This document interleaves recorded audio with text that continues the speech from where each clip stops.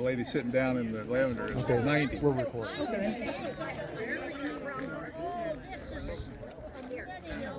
Okay. Thomas, are we in line? Check.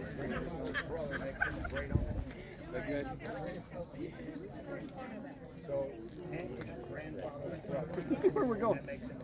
Go back a little bit more. Right there is perfect. Okay. If you all the speaking, we do not have an intercom system, so you're welcome. You're welcome to come forward. We'll speak as loud as we can for two reasons. We want you to hear it, and we also have a video running. We will. I'll edit out this first part, but we will put this on our Facebook group. If you'd like to keep up with see what some of the stories that we tell about this and keep up with future events, it's kind of a long name, but if you go to Facebook, if you're on Facebook, it's a private group. You just ask to join. It is called Gone But Not Forgotten, which is going to be unveiled on our stone. And then MLB, Major League Baseball, MLB Unmarked Graves Project. There's probably 200 Gone But Not Forgotten groups on Facebook, so we had to extend that a little bit to do that. Okay, with that we will begin. My name is David Shannon. I'm from Lexington. This project we have been working on for multiple months.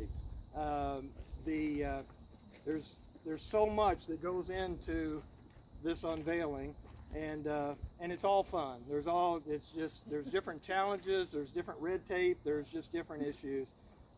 And when I say we, Thomas Booker is my partner. We tried to kind of, we are in some other groups that have many administrators, and you get many opinions, so there's two of us. We can bounce ideas off of each other. So anything you'd like to know about what we are doing, you can ask either one of us. We'd be glad to share that information with you.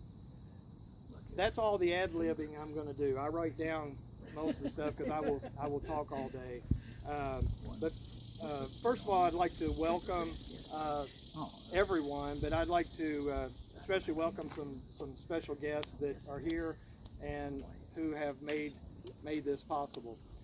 First of all, Brian Harvey in the back.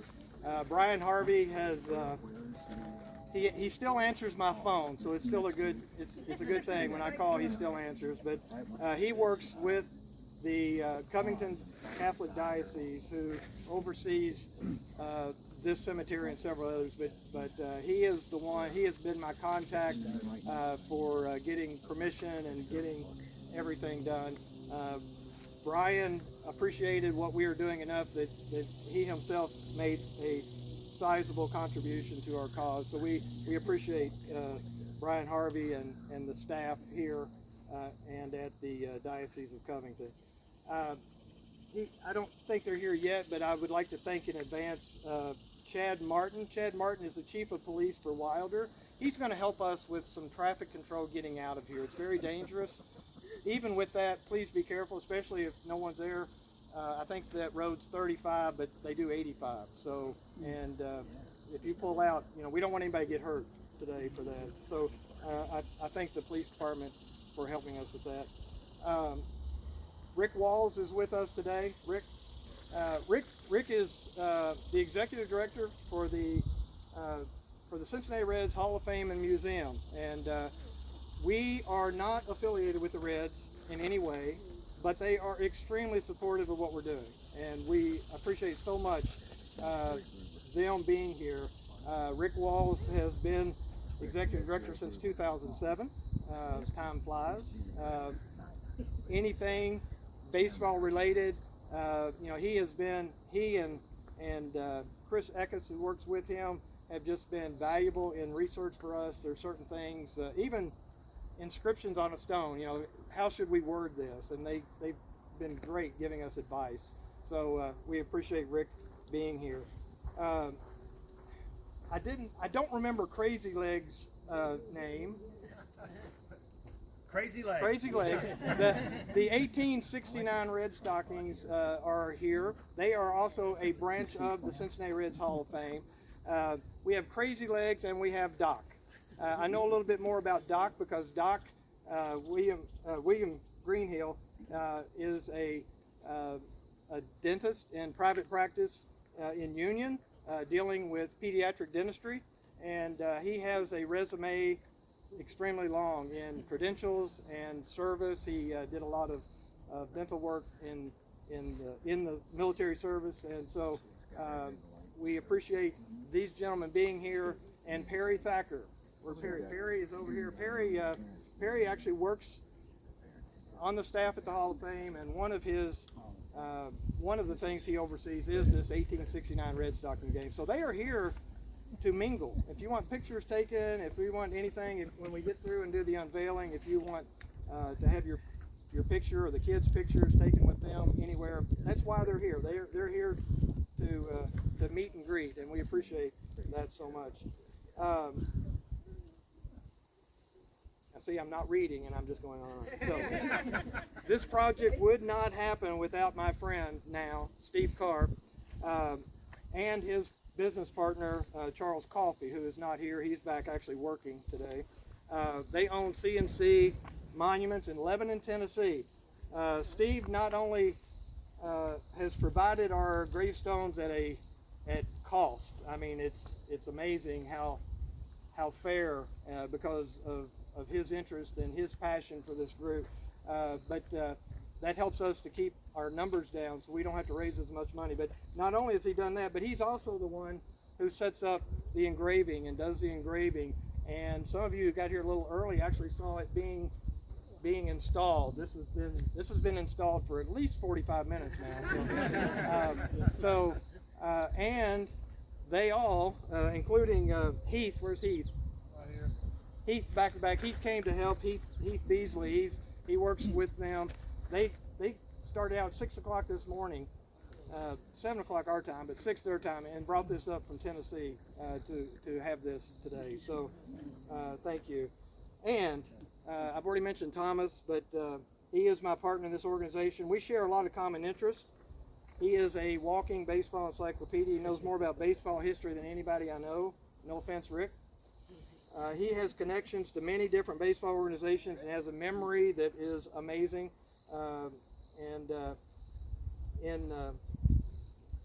At this time, he's going to come, and he is also the one who printed the brochure or the programs that we handed out with the obituary on. He's going to read that out loud as part of this service. He is a funeral director in Tennessee, and he's able to make these for us. So Thomas, you can share some words. I just want to say, when David brought up Mr. Gastright in order to do this project, I was kind of fascinated to find out that he was a 30-game winner for the Columbus Salons back in 1890. Since 1904, there's only been 13 30-game winners in Major League Baseball. The last 30-game winner for the National League was 1934 for the St. Louis Cardinals, Dizzy Dean. And then the last American League 30-game winner was Denny McClain, 1968. So pretty much safe to say that a 30-game winner is a thing of the past. But I just thought that was very interesting. Of course, he played one game with the Cincinnati Reds in 1896, so we have our Reds connection there. But glad that we're able to dedicate this monument today for him. David found his obituary from 1937, so I was going to read that now. Once we do that, I'll let David have the floor. Requiem High Mass for Henry Gastright, former Cincinnati baseball player who died yesterday at the Campbell County home in Cold Spring, will be intoned at 8 o'clock tomorrow morning at Corpus Christi Church. Burial will be in St. Joseph Cemetery, Johns Hill, Campbell County. Mr. Gastright was 72 years old. His sister, Miss Mary Sutton of Newport, survived him, and the John J. Radel Company, Newport, was in charge of his funeral arrangements. Thank you. No, he was never married. Okay, officially, I would like to welcome each one of you here today for this special occasion. We've gathered to celebrate the marking of the gravesite of Henry Hank Gastright. It's been nearly 85 years since Hank was buried in this spot on October the 11th, 1937, 2 days after his death on October the 9th, at the age of 72. Before I share words about Hank, I'd like to explain how this project began. I enjoy visiting cemeteries, walking around, reading gravestones. The stones can provide a small time capsule of information about the life of the person who is buried just below. I also love the history of Major League Baseball. And when you combine those two interests and when they come together, I found myself searching for graves of former Major League Baseball players, locating the final resting places of those men that had played a boy's game. I have discovered that some people think one or even both of these activities are a bit odd. But I've also found that there are many people who share these same interests. One such person is Thomas, and I was sharing with him my interest, and we began sharing our finds with one another. I live in Lexington, and on a search for a former Major League Baseball player by the name of Theodore Conover, I was hit with an issue because I located the spot of his grave only to find that it was unmarked. And after a few years, actually, of thinking about his grave being unmarked, I started a quest to see if that could be changed. And from that desire came our organization, Gone But Not Forgotten, MLB Unmarked Graves Project. Through a lot of research, time, effort, energy, we were able to install our first gravestone in Lexington. The response from everyone, especially the extended family and the descendants of Theodore Conover, was worth all of our efforts. And we knew then that we wanted to do more. Our criteria for these projects, as we consider, include the following items. We look for a former ball player that played for the Cincinnati Reds, that are buried in an unmarked grave in an area that we can get to geographically close enough that we were able to do that. And before we even finished the Conover project, we had set our sights on the second project, and from the very beginning, it was Hank Gastright. With the installation of a gravestone, the deceased or their surviving family members have the opportunity to provide just a small glimmer of information about the life that once was. One last chance to have a say. And gravestones come in all sorts of sizes, shapes, and designs as we look up the hill. Some are simple and some are grand, but they all serve the same purpose, to identify the body of the person who is buried below. And as we now know, Hank did not have that identifying marker. We don't know why. We don't know why he didn't get the opportunity. In most cases, it was economics. And my assumption is that that was the case in Hank's time of death. There probably just wasn't enough funds available to make that last purchase. What we do know is he was born March the 29th, 1865. Now I'm going to give you a little short history lesson. That was 2 weeks before the official end of this American Civil War. So he was born Civil War. America started to recover, and then multiple medical pandemics. Anybody ever heard of a pandemic? Slowed everything down again. Believe it or not, those pandemics finally, we got through them. And things looked like they were going to improve. And then in 1929, the stock market collapsed. The Great Depression set in, and it would hold America in its grip for the rest of Hank's life. So now, 85 years later, a group of people who never had the opportunity to meet him can speak for him, to allow him finally to have the last say. Those that have passed over this grave did not have the chance to know who was buried below. Today we will change that history for all who come after us to see.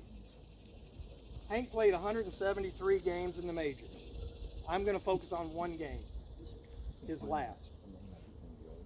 He was born a local hero in Covington, and he was living in Cold Spring at the time of his death. And just a side note, if you're not from that area, it's not Cold Springs. If you put an S on it, people who live there get really angry. So it's Code Spring. His baseball career had taken him all over the country. But as his career was coming to an end, word is that a Cincinnati Enquirer reporter kept pushing the Reds to sign this local hero to their team, letting them know that the attendance would grow and the fans would cheer louder for their guy. Eventually, and I'm sure there was a lot of, Rick Walls thinks I call him a lot, but I'm sure this Enquirer guy called a lot. And eventually the team agreed to sign Hank and send him to spring training in New Orleans in 1896. He'd been out of baseball for nearly a year and a half, and in his preparations to return, he injured his back and delayed the opportunity to play for the Reds in an official game. That changed on June the 5th, 1896.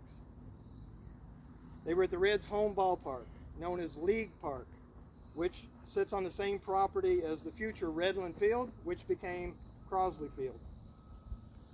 After 2 innings, the starting pitcher, whose name was Frank Dwyer, was knocked out of the game by the offense of the Brooklyn Bridegrooms, who became eventually the Dodgers.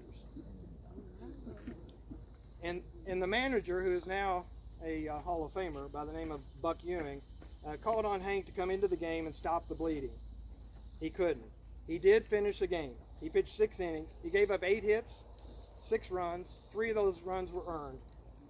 Not what he had hoped for.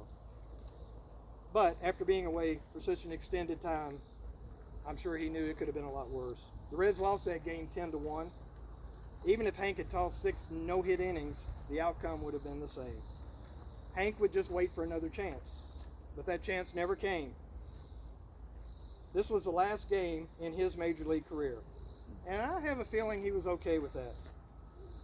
Growing up in northern Kentucky, surely he was thrilled with the opportunity to play for the home team. There are a lot of Hank's family here today, but on that day, I would think many family members, along with a lot of friends, were at the corner of Finley and Western watching their guy playing for their team. I kind of have this backwards. I gave you the last game.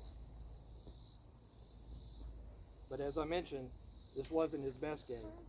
He had some really good years in the majors, and fortunately for you, you have a family member who is a good baseball researcher, especially on Hank. And Russ is going to come, Russ Gastright, and he's going to share a little bit about the baseball career that made Hank who Hank was. So, Russ. Yeah. Thank you. I'm Russ Gastright. I'm a great nephew of Hank. Are there any greats here today? Here? Yeah? Along the front row? Any greats? 3 greats. Anybody? And I know there's at least, is this a four great right here? And we've got another 4 great somewhere. Where is she? There she is, wearing that red shirt. It's getting warm. I'll be quick. It was a turbulent time when Hank got born. He touched on the Civil War. The Civil War actually ended April 26th when it was officially ended. But on March 29th, 4 years later, little did this toddler know that the wadded up ball of newspaper tied with string and tossed around had newsprint on it that introduced the first professional baseball team called the Cincinnati Red Stockings. 2 of which we have here today. Thank you very much. But meanwhile, up in northeastern Ohio, there was a 2-year-old toddler who was tossing around another wadded newsprint ball. His family was celebrating his birthday on the same day. He would eventually be known as the Tuscarora Farmer. His name was Denton True, or better known to all of us as Cy Young.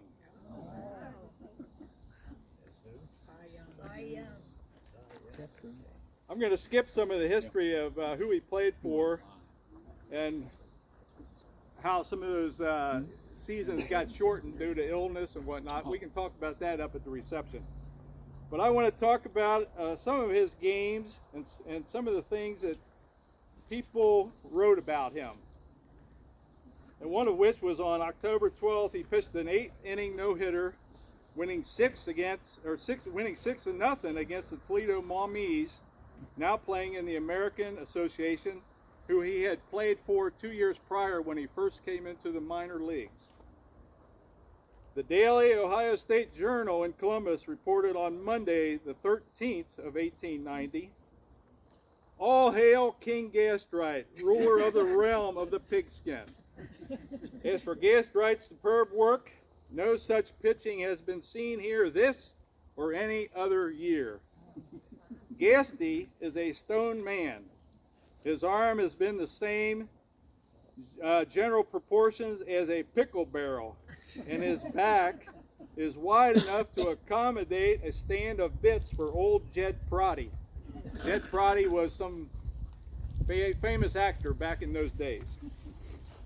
"When he gets in the box and glares down toward the plate, the batter shakes his ribs loose in terror. You couldn't curve a dinner plate as much as Mr. Gastright curves the ball, and sometimes it comes in so swift that spectators in the grandstand have to tie themselves to their seats and hold their hats on.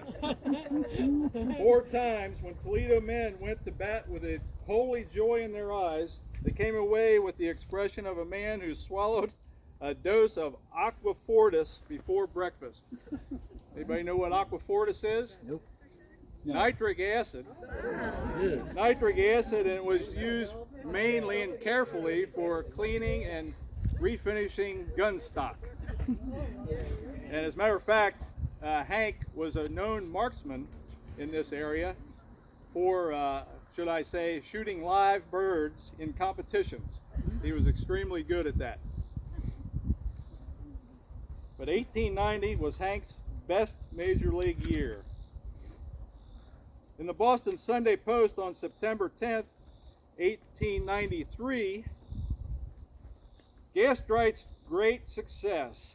When a baseball player is signed by the Brooklyn team, if a young man, he is considered very lucky. And so pitcher Henry Gastright, late of Columbus, of the Boston Reds, of Washington, and of Pittsburgh, thinks himself a very lucky man.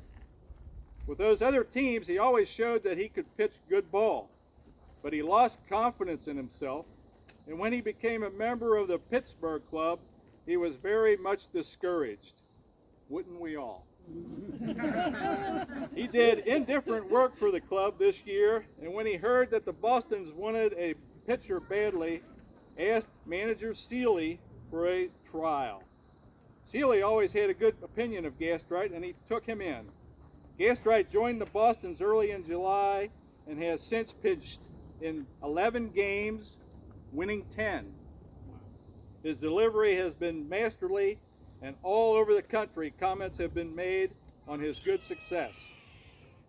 Gastright used to lie down easily when luck was against him, but now he will fight for the game until the last man is out. Gastright is very attractive. In his street clothes, he would be taken for a clergyman, an actor, or a student. He has a fine face. He is tall and well built and a modest, unassuming fellow. He wants the Bostons to win every game, and when not pitching, always helps the team by coaching. His success is a grand tribute to the abilities of the Boston players. Captain Joe Quinn of the St. Louis Browns says that the Boston team has inspired Gastright with confidence so that he is not afraid of any batter. Credit for bringing the championship to the city that year also belongs to manager Frank Seeley. He secured pitchers McCarthy, Lowe, Nichols, and Merritt for the team, and also waited this year until he got the pitcher he wanted in the person of Hank Gastright. At the end of that year, Hank Gastright had a major league record for winning percentage of .75% for that 1893 season, and it's in the books. In the Brooklyn Eagle publication dated May 18, 1894, pitcher Henry Gastright, the latest addition to the Brooklyn's pitching force, has had a professional career covering a span of 5 years. He was born in Ironton, Ohio, 28 years ago, and resides in Newport, Kentucky. Gastright is a man of exemplary habits. Does not drink nor use tobacco in any form. He is quiet and gentlemanly, on and off the diamond, and is always in condition. His work against New York in the last 3 innings of yesterday's game showed him to be unusually effective. He played his first game professionally with the Toledo Club in 1888, where he made an excellent record. He was secured by the Columbus American Association team in 1890, but joined the Boston Reds during the Players' League unpleasantness. He was placed in the pool early in 1892 and was assigned to Washington. An attack of typhoid fever caused him to retire from the diamond after 11 games with Washington. He next appeared with the Pittsburghs early just last year, going to Boston later. He did good work with the Bean Eaters. When the present season opened, he was offered a ridiculously low salary by Boston and refused to sign, returning 2 contracts unsigned. He was released and joined the Brooklyn team in Washington, going into the pitcher's box with only a moment's notice and winning the game. He threw his best game for the Grooms on June 1st. He hurled a 1-hit shutout against Adrian Cap Anson's Chicago Colts. The Brooklyn Eagle reported that Gastright pitched phenomenal ball and deserves all the credit of his victory. The effort, the reporter decided, was a remarkable achievement for a pitcher in these days of heavy hitting. After the final out, Gastright was surrounded and showered with congratulations. Hank did not play in 1895, he explained to the Cincinnati Enquirer. I took the typhoid fever, and that is the reason I did not succeed. I have entirely recovered, and I am sure that I am as good as I was before I took sick.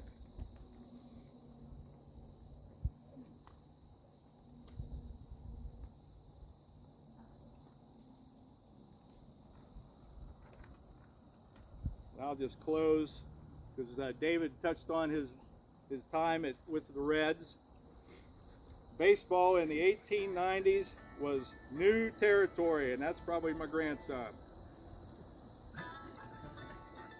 Gastright's career in baseball took ability, strength, encouragement, determination, patience, confidence, stamina, endurance, diligence, fortitude, and perseverance. It definitely took a team effort, and on his team were fellow players, enthusiastic fans, even opposing players, management and team owners. Newspaper reporters loved him, and friends, but his vitality came from lifelong love and support from close baseball friends and especially people in his family. In the same year as the overpowering Great Flood of 1937, that reached a level of 79.9 feet, Henry Carl Hank Gastright passed away on October 7th, or 9th rather. He was 72 years old. He was in Spears Hospital in Dayton, Kentucky on the occasion of his death. Well, God bless Uncle Hank, great Uncle Hank, and God bless us everyone. Thank you. Thank you.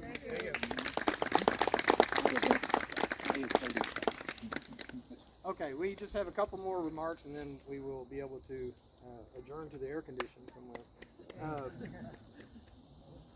Before we unveil, which is why you're here, it is important that I at least read, and it's a short list, the donors who contributed to this. We appreciate so much.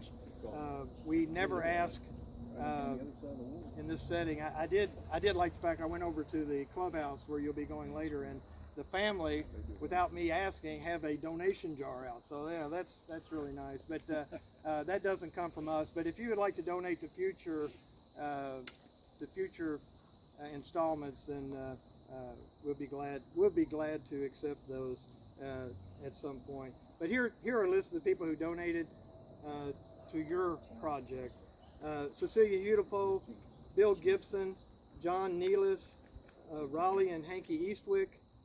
You may recognize Raleigh Eastwick from the closer for the Reds. He and Hanky have supported us really strongly on both of our first installments. Rick Maynard, Janet and Craig Gross, Robert Hall, Sean Robbins, Kevin Conrad, Charles Coffey, Stephen and Robin Carr, Thomas and Christy Booker, and my wife Amy and I.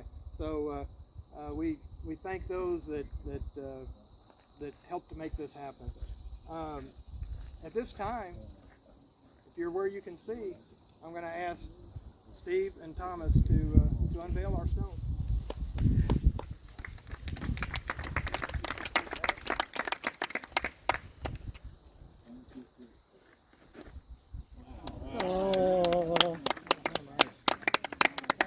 Excellent. Guys, Yeah. thank you. Oh gosh, what a nice headstone. I will read the inscription. It will be here forever, so you have plenty of time to do this. Henry Hank Gastright, March 29th, 1865, October 9th, 1937. Plays baseball in the major leagues for 7 years. In 1890, while pitching for Columbus, his record was 30-14. On October the 12th, 1890, he pitched a no-hitter. He played for the Cincinnati Reds in 1896. Gone, but not forgotten. Amen. Amen.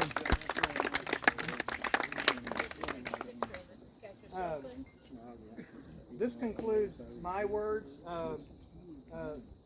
Miss Cecilia Udipo is going to... Well, I want to invite everyone back to the clubhouse, and so we can all figure out who we are. Yeah. And Blanche here, Blanche is... Are you going to play? You're here. This is what I need. Thank you.